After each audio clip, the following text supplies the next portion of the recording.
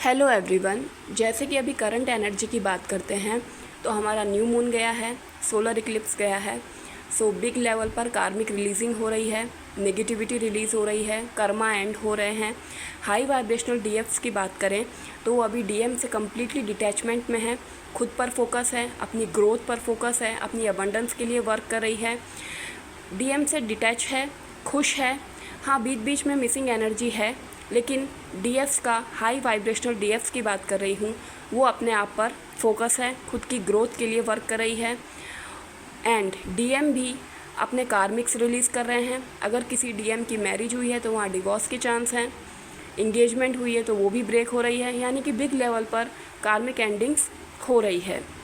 अगर हम रिलेटिव्स या हमें किसी से ट्रिगर होता था, जैसे किसी डीएफ को अपने रिलेटिव से या किसी भी रिश्तेदार से बहुत ज़्यादा नेगेटिविटी फील होती थी, तो उनकी तरफ से बिग एंडिंग्स हो रही हैं, जैसे फ़ाइट हो रही है, तो वो जो एनर्जी उनकी स्ट्रक पड़ी हुई थी ओल्ड, वो अभी रिलीजिंग के लिए सरफेस पर है। तो आपको इससे घबराना नहीं है, ट्रिगर नहीं होना है, अपने आप को शांत रखना है।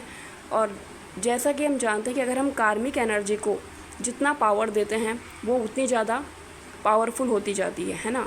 तो हमें कार्मिक पर ध्यान नहीं देना है, सेल्फ फोकस करना है। वो जो कर रहे हैं उन्हें करने दीजिए, वो सब एनर्जी रिलीज़ होने के लिए सरफेस पर आती है। तो अभी अगर जैसे हमें कोई फ्रेंड भी है, उससे झगड़ा हो रहा है या किसी रिलेटिव से झगड़ा हो रहा है, कुछ भी हो रहा है, तो उसे आपको इग्नोर करना है। जो हो रहा है उसे होने दीजिए, वो एनर्जी रिलीज़ के लिए सरफेस पर आई है। और डिवाइन भी चाहते हैं कि अभी ये एनर्जी आपको परेशान ना करें, इसलिए उस पर ध्यान मत दीजिए और अपने वर्क पर फोकस कीजिए। और रिलेटिव्स और फ्रेंड जो भी जिससे भी आपको नेगेटिविटी फील होती थी, वो एनर्जी अब रिलीज़ हो रही है और हो सकता है वो कर्मा भी क्लियर होने के लिए, एंड होने के लिए सरफेस पर आया है। तो हमें पॉजिटिव रहना है। एंड जो जर्नी के मिड में हैं उन्हें अभी थोड़ा इस एनर्जी से, न्यू मून की एनर्जी से इफ़ेक्ट पड़ा होगा, लेकिन जो हाई वाइब्रेशनल डीएफ्स हैं उन्हें इस एनर्जी से कोई फ़र्क नहीं पड़ रहा, क्योंकि वो उन्होंने इतना इनर वर्क और हीलिंग की है कि अब उन्हें इससे डिटैचमेंट फील हो रहा है।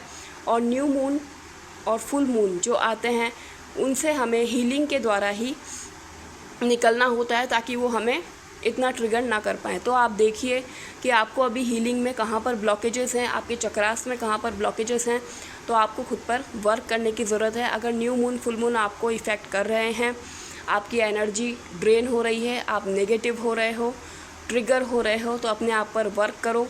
और अगर आप नहीं हो रहे हो तो अच्छी बात है, इसका मतलब आपने बैलेंस किया है। सो अभी यही करंट एनर्जी है। Thank you.